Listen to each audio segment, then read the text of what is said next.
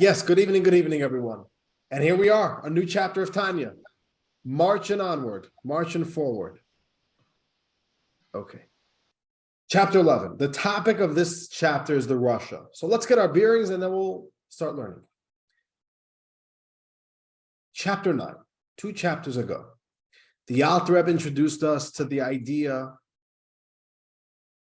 that there is tremendous tension, an ongoing battle that is happening within us on a daily basis, minute-to-minute basis, between our two souls, our animal soul and our divine soul. They each want to conquer, to gain control over our body, which is what we call the small city.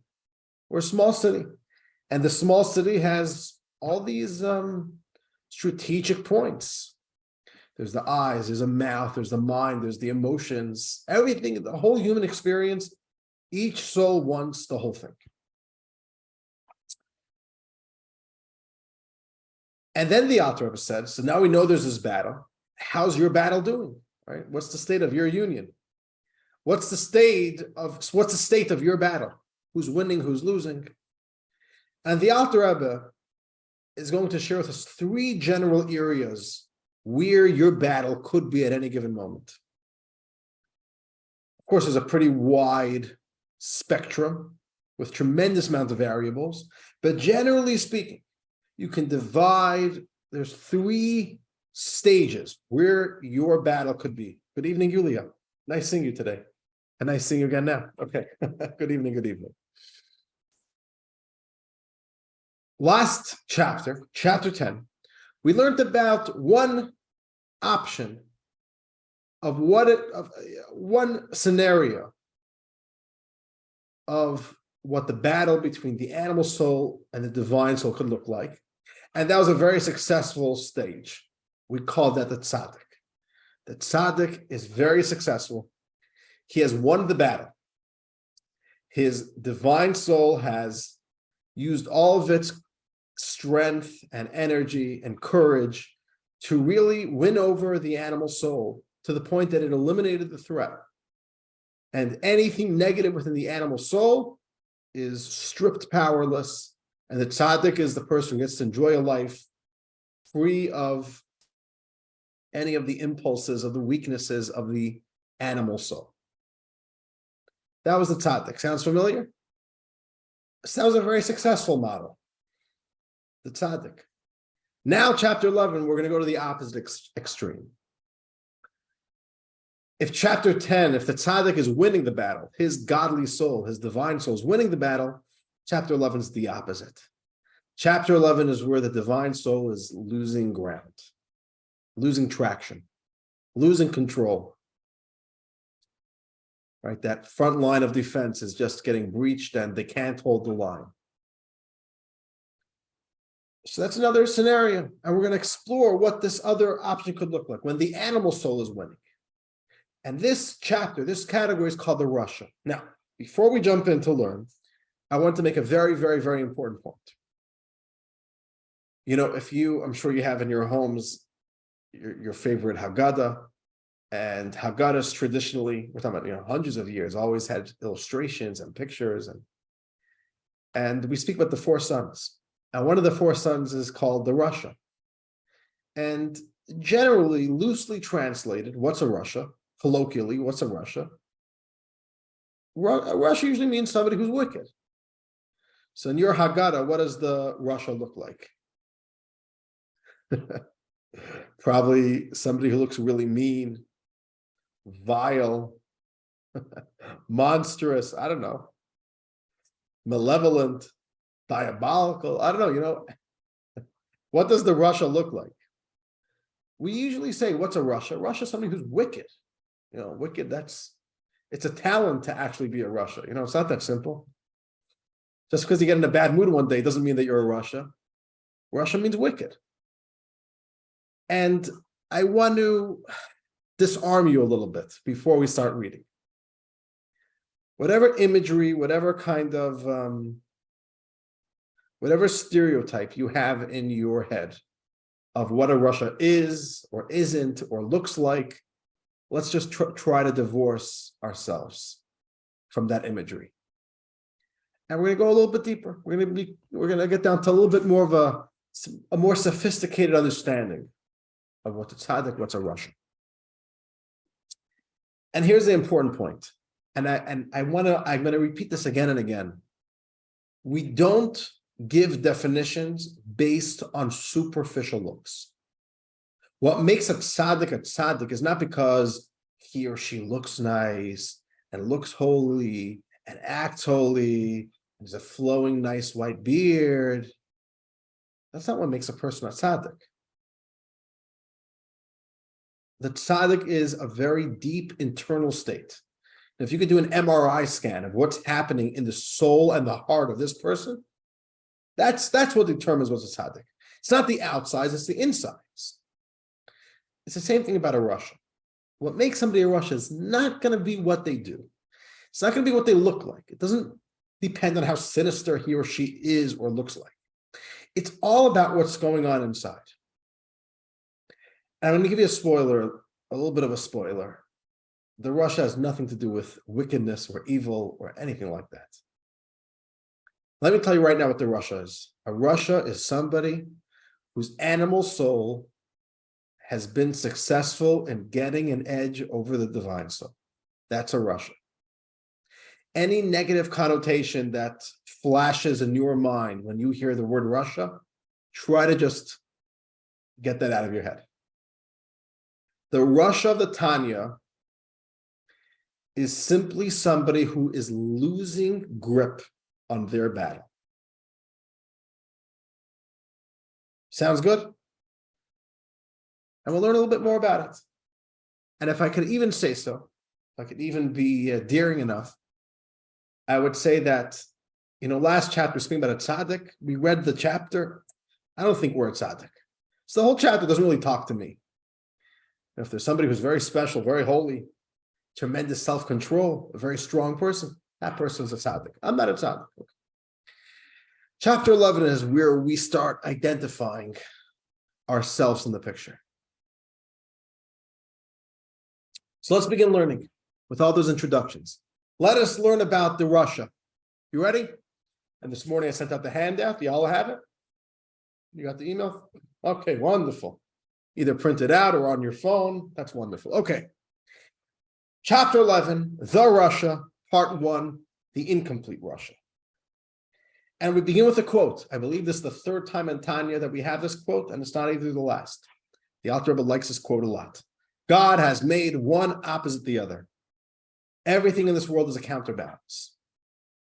Last week, we spoke about the idea there are two types of tzaddiks. You remember that? There's the complete tzaddik and there's the incomplete tzaddik. The complete tzaddik has literally no more evil left within his animal soul. Not even the tiniest, right? Not even a rat hair. Remember that? Not even a rat hair's worth of evil. Not even a little bit, not even a minuscule amount of evil is left in that animal soul. The incomplete tzaddik is somebody whose good has successfully overpowered the evil, but there still is some of that klipa, some of that negativity in his animal soul, just that it's kind of overpowered and rendered useless, rendered irrelevant. So to the Rasha, there are two types of Rasha. There's a complete Rasha, and then there's the incomplete Rasha. He's a Rasha, or she's a Rasha, but an incomplete one. So let's learn, and we'll get a better understanding. And it's very practical. It's very practical. It's very meaningful, God willing. Let's read. There is a Rasha who has it good, or a Rasha who has good, which is the incomplete Rasha, which is the mirror image of the tzaddik who has bad, the incomplete tzaddik. So we have the incomplete tzaddik, we have the incomplete Rasha. What does that mean? What's an incomplete Rasha? This is what it means. What that means is that in the incomplete Rasha, the good within his divine soul, which is in his brain and in the right ventricle of the heart, is at least to some extent suppressed and overwhelmed by the bad of Kalipa that is in the left ventricle of the heart. So let's try to imagine it in terms of a battle. I think this imagery helps.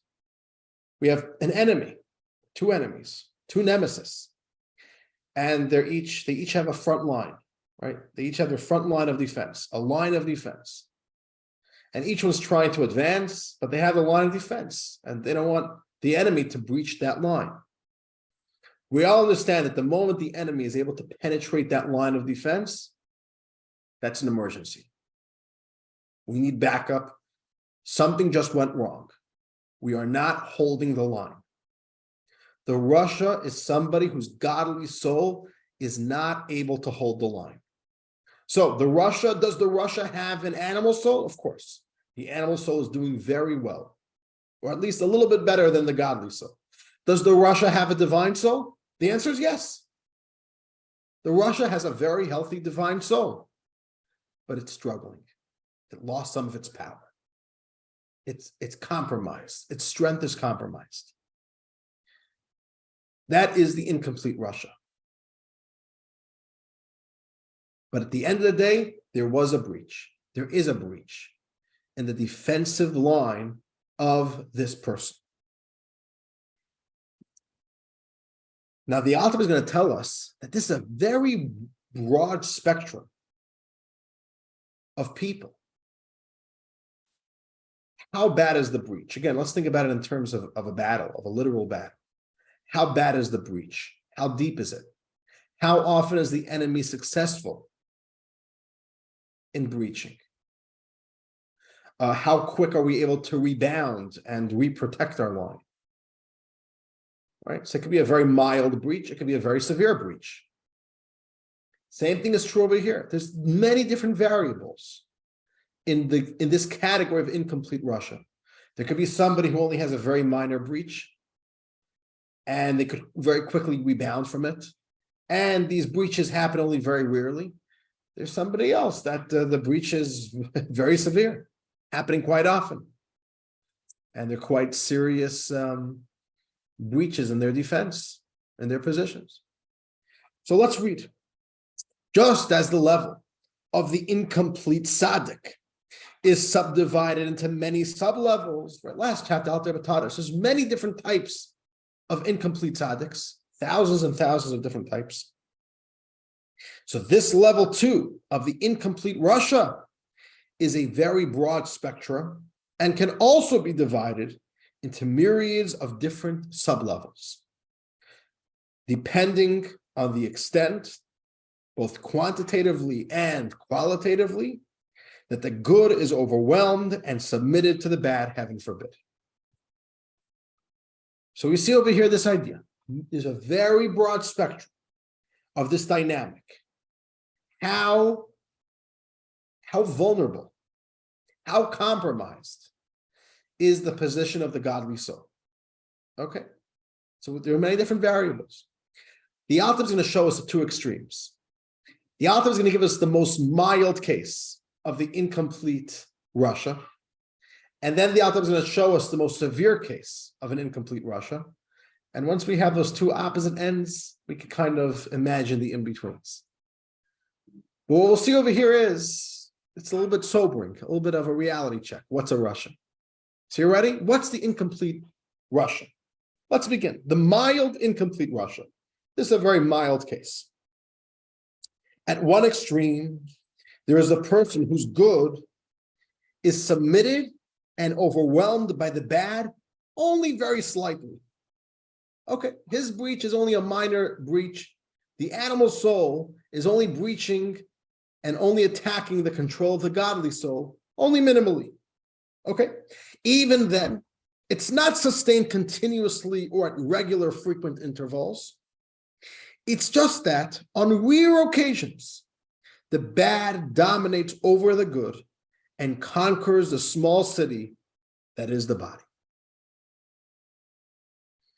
The Alter says like this: health of a Jew is a godly soul that has to contend with an animal soul, but he is able to hold on to that line. Health is that the animal soul is never able to breach. That's health. That is a healthy equilibrium that is literally the healthy state of your soul. Whenever there's a breach, that means your godly soul is unhealthy. Something is wrong here. It has lost its power that it should have. The godly soul should be able to keep that line strong. If it's not, even in the most minimal way, something's not healthy here. We have to fix something. So the Alter Rebbe says, in the most mild case, what that looks like is a very minimal breach, and only rarely, once a year. Once a year, the animal soul is able to make one little move, catch you in one moment of weakness. That's a very mild case. Let's continue reading, and then I'll explain to you a little bit more. Even then, the bad does not fully conquer the entire body. Right? We're not talking about a full breach. We're not talking about, right, all hell breaks loose. It's not chaos. It conquers only one component of the body, rendering this particular domain obedient to it as its vehicle, allowing the animal soul to invest and manifest within it one of its three garments, which are the expressions of thought, speech, and action. The Alter says like this: if there's even the slightest chance for the animal soul to flex itself in your life in a way that the godly soul has lost control, that is not healthy. Which is a very empowering thought. Our godly souls are very powerful. If everything is good, if everything is healthy, if everything's in check, it should be able to have complete control and never lose that control, even for one moment, even in the slightest, smallest area. If your animal soul is able to breach your godly soul's control for even one moment, even once a year, not a big deal, once a decade, I don't know, once a lifetime, that means something is unhealthy. And that state of unhealthiness is called a Rasha. That's a diagnostic term.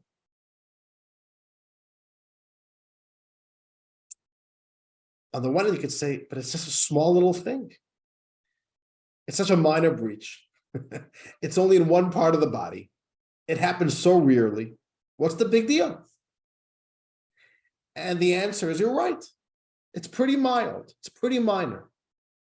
But the fact is, there's something unhealthy here. What's a little example?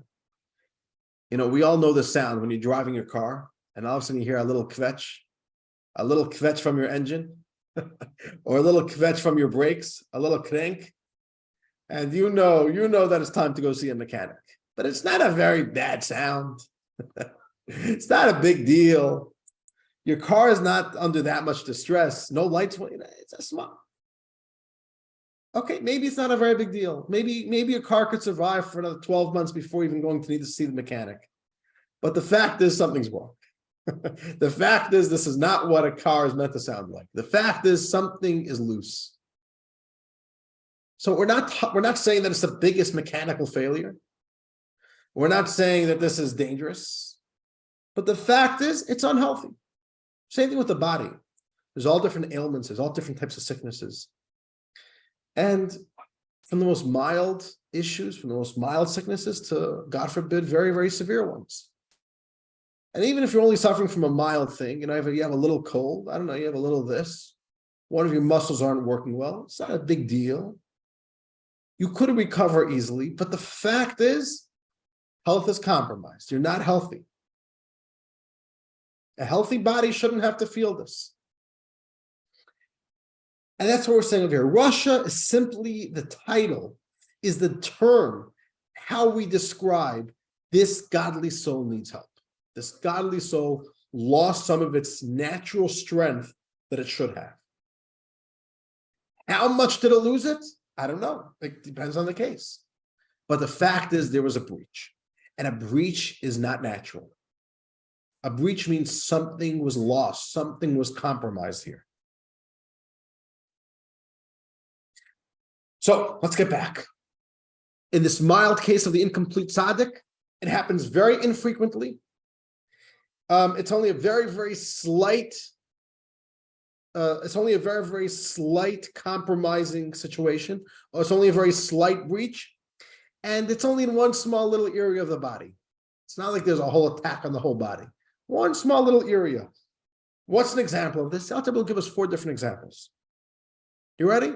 So what's an example of somebody who never loses control besides this one little thing once a year or once a decade?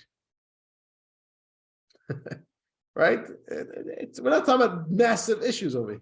Let's talk about it. That expression, right? That one little expression, that one little breach of the animal soul, where the animal soul gets its chance to express itself in your body. What does that look like? It could be, here's one. Number one, it could be in the realm of physical action alone. To do a light sin or light sins, not serious ones, God forbid. So imagine a Jew who is in such control of themselves, such a strong soul, that their godly soul's in full control. But once a year, in a moment of weakness, their godly soul loses that control for only 10 seconds. And in the slightest thing, not a big deal, right? A very, very slight little losing of control. That's what we're talking about. So it can be in the area of deed. He does something or she does something which loses and gives control to the animal soul. Or, let's continue, it could be in the realm of speech alone. He doesn't do anything. It's only speech. For example, he utters something that borders on harmful gossip or mockery or something similar. He doesn't literally say gossip, blatant gossip. That he doesn't do. But it's borderline gossip or borderline mocking, which are prohibitions in the Torah. But that's it, such a minor little thing. Or can be in the realm of thought alone. This is a guy who never think about doing something wrong, but he will fantasize about it. He'll imagine it. He will enjoy the pleasure of simply romanticizing, fantasizing about the thought of doing it. Theoretically, he will never actually do it, but he'll think about it. Such as thoughts of sin. Think of sin, which are in some ways, in fact, more harmful than the sin itself. The Talmud says, don't think that thought is cheap. If you go and you thought about robbing a bank, according to the court of law, it doesn't make a difference. You thought of robbing a bank? I'm sorry. If you didn't actually rob it, there's no harm done. And the same thing, if you thought about giving charity, I really thought about it. I just wanted to know, I get some credit. I really thought about it. Did you give it? No? Okay, so I'm sorry. The thought doesn't do much. But the Talmud says, on a spiritual level, thought is a lot.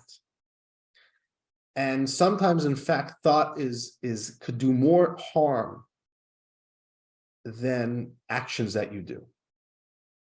So the Talmud says. Sometimes committing a sin is one type of blemish, causes one type of damage to your spiritual psyche. And then sometimes thinking about it and allowing that thought to just settle in your brain is even more damaging. Sometimes. And the example of that is the difference between soiling, a pair of jeans versus soiling a silk garment. Right? I happen to own a silk garment because in the Chabad tradition, on Shabbos and holidays, our Shabbos called the kapata is made out of silk, 100% silk. It's a what's it called? It's called the Prince Albert. Prince Albert, thank you. It's a Prince Albert suit, and it's basically a tuxedo. It's like what the conductors wear. Just in Chabad, we don't cut open the front, so it's fully closed in the front.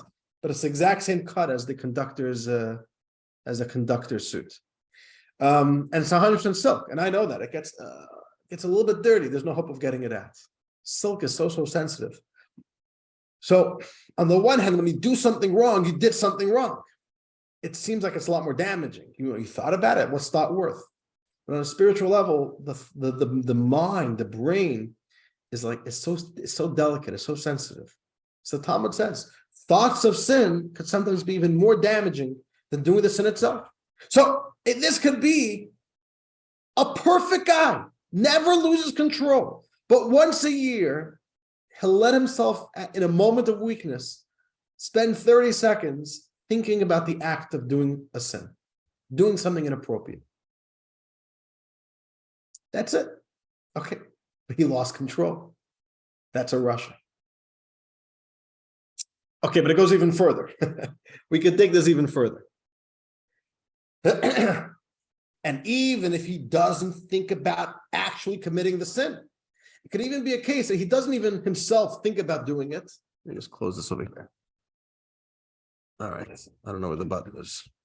All right, that's fine.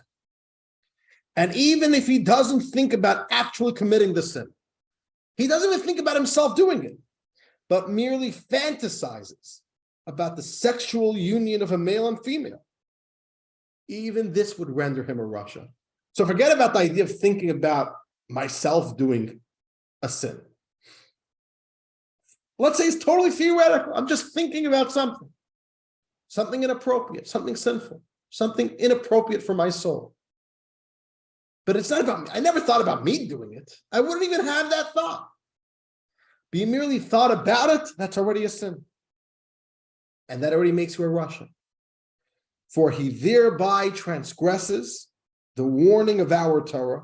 There's a verse in the Torah that says, guard yourself from anything bad.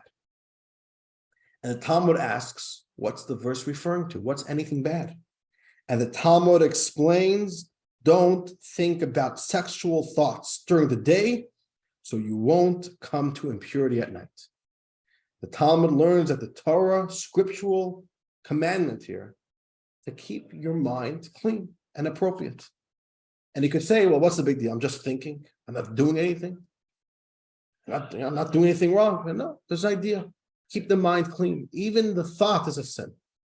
So even somebody who has this tiny little compromise, this tiny little breach, so rarely, and it's only one small little area of his life, it's already a problem. You've lost control. Okay, top of page 101, last example, which is perhaps the hardest example. Or it could be that it's a good time for learning Torah. When's not a good time to learn Torah? Now, practically speaking, the mitzvah to study Torah is 24/7. A Jew is never not obligated to learn Torah.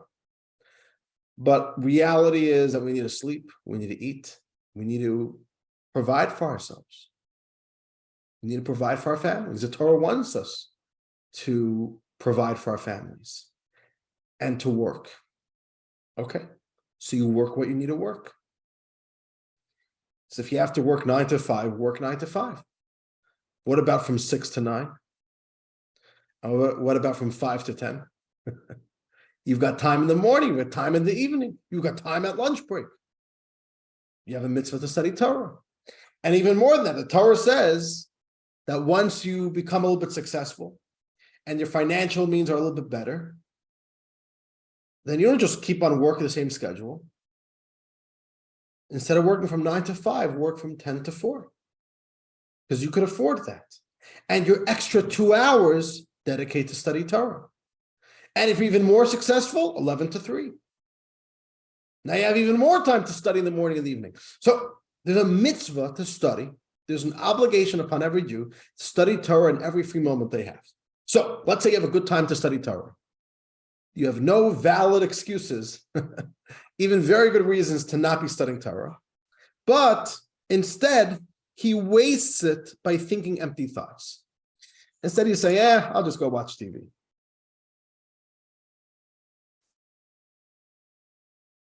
Okay, that's already losing control.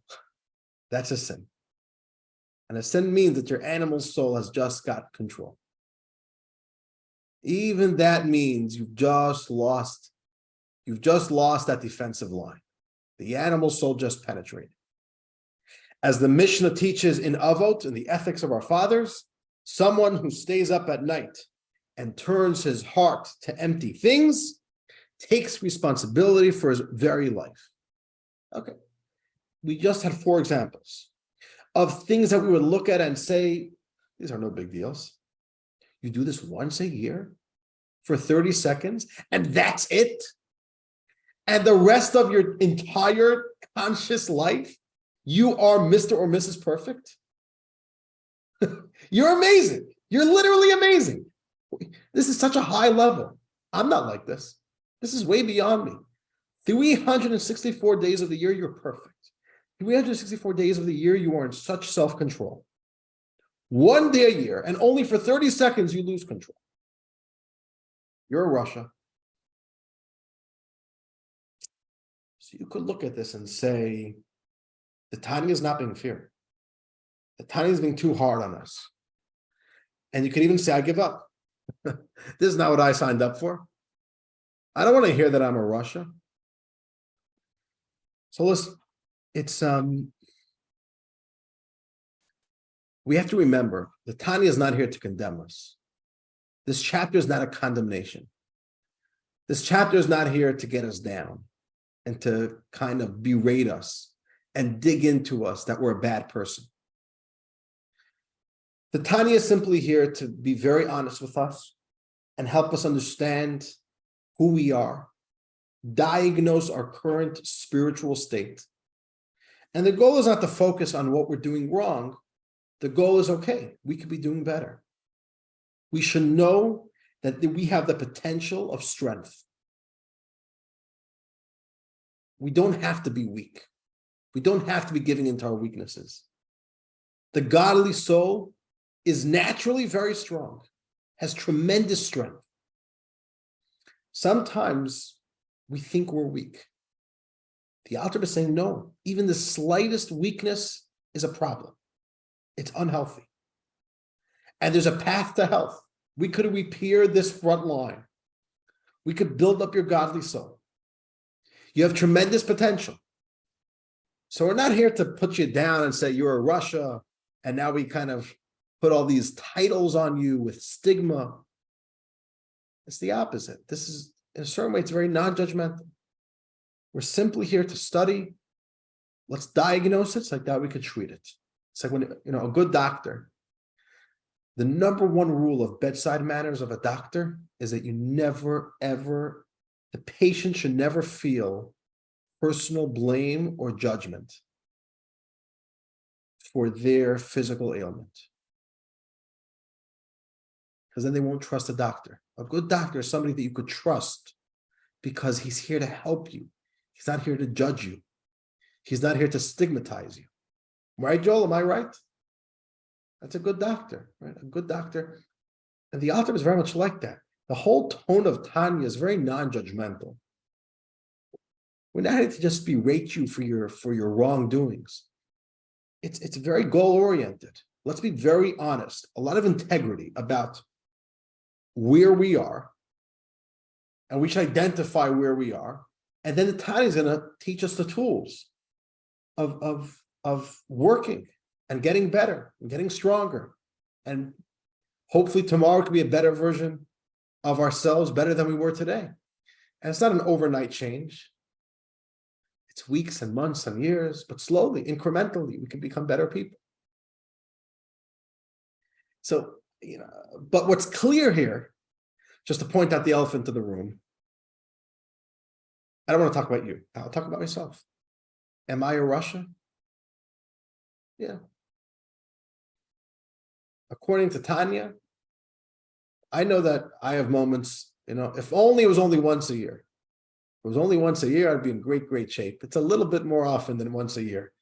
I don't have to totally, expose myself in public over here, but a little bit more than once a year. It's okay. But let's be honest. A Rasha means we have work to do. A Rasha means that our godly soul needs some support. No problem. We'll get there. We'll do it.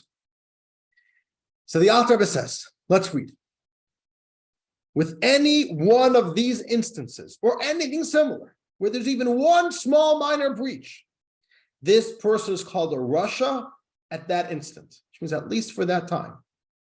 For the act of sin demonstrates that the bad in his animal soul has dominated the good of the divine soul and has invested itself in his body, causing it to sin and become impure.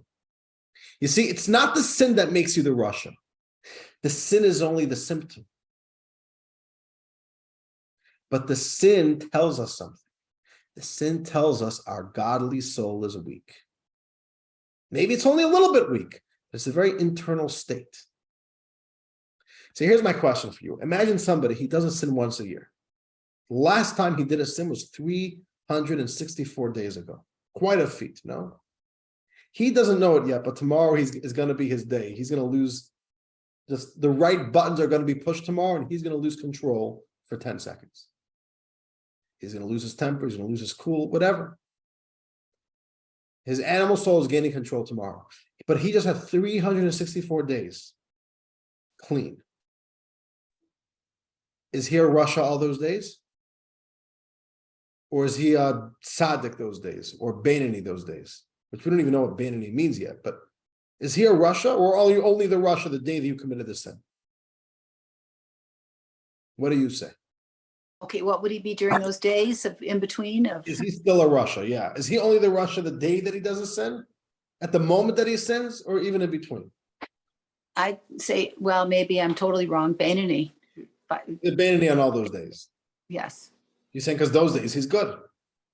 Well, I'm thinking of the tug between the good and the bad. But maybe I'm misunderstanding. That on the days in between, the days that you're healthy, you're healthy. Right. That one day, once a year. What do you say, Leah? I say he's still a Rashi. Leah says even all those days in between, hundreds of days, he's still a Rasha. Why? Well, obviously, he still has that in his being. Oh, that's the question. Is there a possibility for you to do this? Even if you won't be doing it for another 500 days, but in your hearts of hearts, and of course, I cannot judge you. You don't know what's happening in my heart. I don't know what's happening in your heart. So this is very personal, very theoretical. But in your heart, is it possible? Is there a possibility that you will do this? If it's even a slight possibility, that's the problem. That's the state of being a Rasha. When you actually sin, that proves that you've always had that weakness, or that you currently have that weakness. But that's the stage of Rasha. The state of a Rasha, somebody whose godly soul is in some way, some area unhealthy, lacking its natural strength that it should have. So once again, we move all stigma. We move any imagery and stereotype and concept of what a Rasha is. According to this, a very deep and sophisticated definition of a Rasha, it is simply somebody who, what makes the Rasha is that there could be any breach in that line of defense that the godly soul should have. And if there's any breach, that means it's a little bit unhealthy. Its health is compromised. That's a Rasha. Even if it only happens once a year, once a decade, doesn't matter. That's unhealthy. That's unnatural.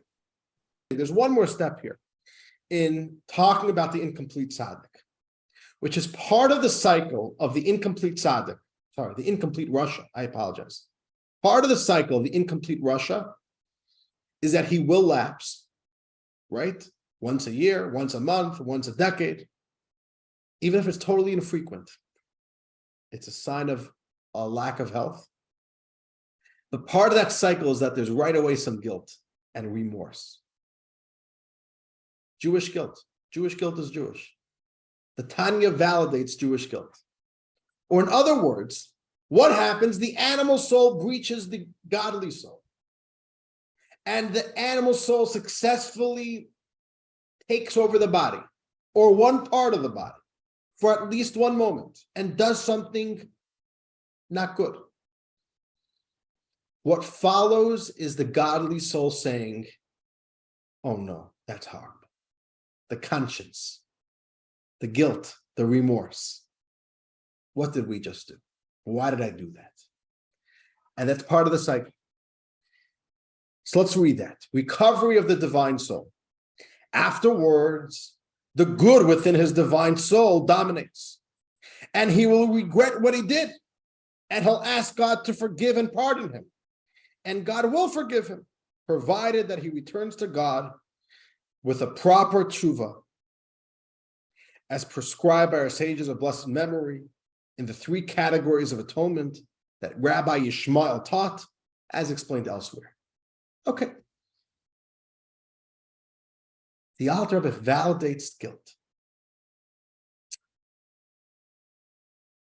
I'll talk a little bit more about it soon. But there we see the 2 souls, the struggle. The animal soul pushes and succeeds in gaining control for 30 seconds. And then the godly soul feels harm. And that's where the guilt and remorse comes from. So the remorse is part of the cycle. The conscience is of the godly soul. Okay, there we have it. We have our model here of a very, very mild case of the incomplete Rasha. He's a Rasha, but boy, oh boy, is he pretty well off, right? Only once a year does he have a small little Rasha going on over there. But that's already a Rasha. If you even have the possibility of losing control, that's a Rasha. That's the definition. Now let's go to the other extreme. Now let's go to a very severe incomplete Rasha. We're on the bottom of page 101. Up until this point, we have been discussing a very mild incomplete Rasha who sins only minimally and occasionally. Now we turn to the other end of the spectrum, to a more severe version of the incomplete Rasha. Okay, here's the opposite. Here's somebody who's in big trouble. Then there's a person whose bad dominates further, much further. This guy's animal soul is on the blitzkrieg. And the godly soul is barely in any type of defensive position. In this severe case, all 3 garments of the animal soul's expressions, thought, speech, and action, invest themselves and are manifest within him. All right, this guy is not just faltering in speech, or only in action, or only in thought, and only in very minimal issues. This guy, the whole body is under attack. The animal soul has lots and lots of successes, and there's in a lot of expression in this person. It makes him commit more serious sins, and he does so more often. Right? This guy, his animal soul, is successful at breaching every 3 minutes or every 60 seconds. This animal soul is having a field day over here. The godly soul barely has a standing chance. But this guy is also, because he still has a godly soul, because he still has a divine soul, he also feels remorse. It's the constant tug of war. The animal soul succeeds in pushing through. The godly soul says, what have we just done? And we feel the remorse. But that remorse doesn't stop the next thing from happening. 10 seconds later, another onslaught, another weakness. This guy can't control it. His godly soul is too weak. The animal soul has taken too much control. But he'll still feel remorse. And the remorse is very important. The remorse is what testifies to the fact that there's still a godly soul active in this person. So the guilt is very important here. Let's continue reading. But between bouts of sin, he too experiences remorse. Thoughts of teshuvah, thoughts of repentance, come to him from the good in his soul that manages to dominate somewhat at these times. Right? The animal soul attacks, the godly soul tries flexing, and that's where we feel that conscience. What did we just do? Okay, but this good, however, doesn't gain enough traction to win over the bad, to lead him to disconnect entirely from his sins, to face up to them and abandon them. This is the guy who feels bad, but he can't help himself. So he does it again. This is a very validating statement over here. It's very validating. I'll tell you a little story. And I've told the story before in the Tanya class and in other classes. So this is not in any way a new story or a new joke. It's a little bit of a joke, a little bit of a story, a little bit of a joke. But I want to bring out a point from this story. So the story goes, in some shtetl in Eastern Europe, small little sleepy little village, there was a Jew, and his profession, his occupation was he was a thief. He was called Moshe the Ganav, Moshe the Ganav, Moshe the thief. And everybody knew that he makes a living by stealing from your living. Okay, listen. 1 year Yom Kippur, the fast is over, and after a very inspiring 25 hours in the holiest day of the year, the rabbi is sitting in his office, and he gets a knock. It's Moshe the Ganav. And Moshe the Ganav walks into the rabbi and says, Rabbi, this Yom Kippur was so inspiring. Your sermon was amazing. I want to do teshuvah. I want to repent. I stole from so many people this past year, and I want to start over again. And Moshe the Ganav takes out a sack, puts it on the rabbi's desk, and says, Rabbi, here. This is all the items I stole this past year. This watch belongs to Goldstein. This belongs to Cohen. This belongs to Lieberman. Everything takes out. And the rabbi is so touched, so overwhelmed by this beautiful display of repentance. He stands up. He embraces Moshe. He says, Moshe, you're such an inspiration. I'm sure God's going to forgive you. I'm so inspired. You want to start all over again, clean slate. And the rabbi says, Moshe, you can leave the sack here. I promise you, I'm going to go tonight and deliver. It's like that tomorrow you could already start it. Guilt-free. Start the new year beautiful. And the rabbi spends the next 2 hours. He goes from door to door, returning every single stolen object. And it's really late. The rabbi is so tired. He didn't sleep a whole Yom Kippur. He's worn out. And he looks at his wrist to see what time it is. No, his golden watch is missing. My golden watch is missing. And it never falls off my hand. How could it be missing? He says, 1 second. Who was in my office tonight? Moshe the Ganav was in my office. Could it be he did it? He just did tshuva. But who else would take my watch? So the rabbi is so embarrassed to have to do this, but he sheepishly goes to Moshe the Ganav's house, knocks on the door and says, Moshe, I hate to do this to you after you just told me that you're doing tshuva, but I'm missing my gold watch. Is there any chance perhaps you have it? And Moshe the Ganav gets red in the face and says, yes, Rabbi. When we were meeting in your office, I slipped it off your wrist. The rabbi says, Moshe, I don't understand. You just told me that you're doing tshuva. You take my watch right then and there? So Moshe says, listen, Rabbi, tshuva is tshuva. Business is business.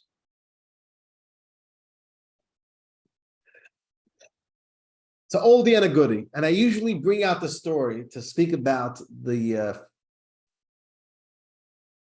fallacy of cheap inspiration. That's usually what I use the story for. But I want to ask you a story. I want to ask you a question. Moshe felt remorse, and it was real. He really felt remorse. Is that real, or is it just a fake? Is that cheap? Is that worthless remorse? Sometimes we even use guilt as a crutch. Yeah, I do bad things. At least I feel guilty about it. It's like it makes us feel good. It's like virtue signaling to yourself. You guys know what virtue signaling is? Right? Like when you go write on Facebook, I condemn this act. It's pretty stupid. It's called virtue signaling. You need to show people that I'm virtuous. Oh, I spoke out against this injustice. So guilt is sometimes, we mock guilt as virtue signaling to yourself. It's not authentic. If it was authentic, you would really be a new person. But tomorrow you're going to do the exact same thing. Imagine that husband who never takes out the garbage, and his wife asks him, "Can you please? You forget too often. Just before you leave to work, take out the garbage." And they come home from work and the garbage is not taken out. So he said, "My wife, I'm so sorry. But the next day he forgets to do it again. And she's like, if you're really sorry, you would probably remember to do it, right? So what's all your remorse worth? So usually we laugh at this type of fake remorse. You feel bad? We all know that in 5 minutes you'll be right back at it. The Alter Rebbe validates this remorse. And the Alter Rebbe says sometimes the godly soul is not strong enough to stop you from doing it again. But it will feel bad about it. And the feeling bad is important. It's a testament to the good and holy conscience within you. So feeling bad is also an important thing. If you never felt bad, oh, that's dangerous. The feeling bad is where you could see clearly that there's still a healthy, godly soul. There's still a healthy, divine soul here at play. And this is why we say this Jewish guilt is important and has value. So let's read this. Right? Jewish guilt. It's about these types of people, the incomplete Rasha, that the rabbis of blessed memory say, the wicked are full of regrets. The Rasha. The whole day they're feeling bad about what they did. They'll do it again. But they're always plagued by what they do. And these are the majority of Rasha'im. They still have at minimum an aspect of good in their souls. They still have a healthy divine soul within them. Maybe it's not fully healthy, but it's still vibrant, it's still active, and therefore they feel remorse. So the remorse is good. The remorse is good. If you don't feel any remorse, that's bad. If you don't feel any remorse, that means that your divine soul is out of the game. You don't feel that ping of conscience. You don't even feel bad. It doesn't disturb your sleep even for a moment. It doesn't haunt your dreams at all. Nothing. Not even the slightest pang of guilt. That's not good. And that's what we call the complete Rasha. The complete Rasha is a very rare breed, and it's more of a theoretical concept. It's very extreme. Before we read, I want to tell it to you. The complete Rasha is somebody whose animal soul has succeeded in beating up the divine soul so much that the divine soul is there, but is totally just paralyzed. And this guy never feels any ping from his divine soul. It's an animal soul in complete control, going rogue. And that's very rare. Not only it's rare, it's like kind of impossible, but at least on a theoretical level, we'll explore it. I doubt there's even one Jew alive which fits this description. A complete Rasha? Your divine soul has nothing to fight with? It's hard to imagine. Rabbi Dubov, wouldn't that be an evil person? An evil person never feels remorse, not even for a moment. I don't know.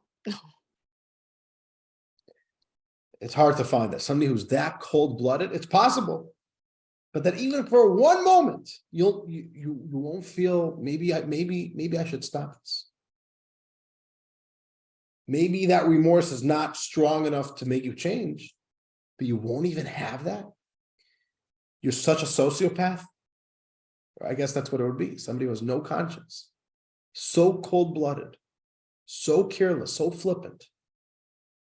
That's the complete Rasha. You know, I'll tell you, I've been to prisons many times of people who've done bad things. I've never seen a complete Rasha in a prison. A Jew who's even murdered, but they have a godly soul, and you see it. They feel remorse about it today. Again, the remorse doesn't even have to stop them from doing it again tomorrow. Sometimes we're just not strong enough. But not feel anything? So let's read it. Bottom of page 102, part 2, the complete Rasha. Someone, however, who never experiences remorse and never has thoughts of teshuva at all, such a person is called a Rasha who has bad, or the complete Rasha.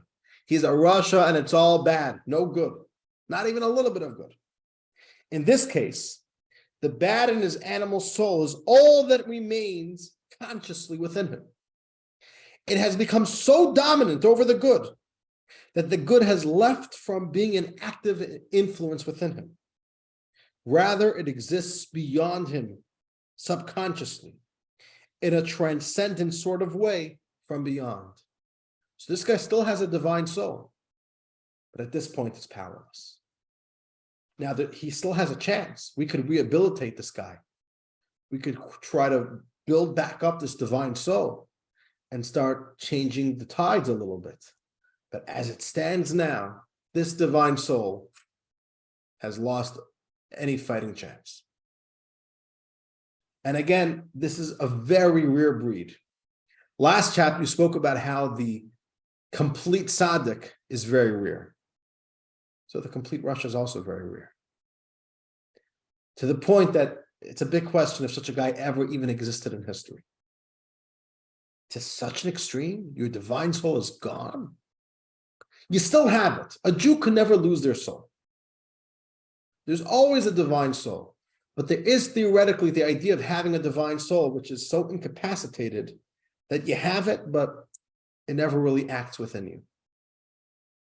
Okay, but you always have it, which is how the Alter Rebbe concludes. That is why the rabbi said, upon every group of 10 Jews, the Shekhinah rests, God's divine presence. For the divine soul never departs from a Jew. So ultimately, every Jew has a divine soul, a piece of God. And therefore, every Jew brings the presence of God with them, even if it's the most evil, the most wicked Jew. There we have it. Now we know what the Rasha is. The Rasha is a definition, is a term that helps us understand one category in this battle, where the godly soul is faltering. Even the slightest level of faltering, you're a Rasha. There's many different types of Rashas. Now, let's just compare for a moment. You could have a guy who's Mr. Perfect. He looks like a tzaddik. He has such good self-control. Once a year he sins, and it's only in his thought. No one even knows. Once a year for 10 seconds. And then you have a guy who's literally Mr. No Goodnik and can barely control himself. The best that he has is that he feels remorse. How different are these two characters? And yet, they're in the exact same category. They're both the incomplete Rasha. So the title Rasha is given to a very, very large spectrum of people. But the underlying concept of the Rasha, the common denominator, is that the Rasha is a person whose godly soul has lost some of its strength. That's the whole thing. Now, dear friends, one moment, Gil, one moment. I just want to say a point over here. I want to say this again. You know, there are certain books out there, certain Jewish books, especially from the school of the Musar movement. And in the Musar movement, one of the schools of thought of the Musar movement was specifically to generate spiritual growth by putting the person down, break the ego, crush your pride. And those books would literally be things that would break you and focus on how bad you are. And it's very, very, very negative. And that was one school of thought of how to help a person develop a deeper sensitivity to spiritual living by breaking the person and focusing on negativity. I don't want you to think that this is what this chapter is.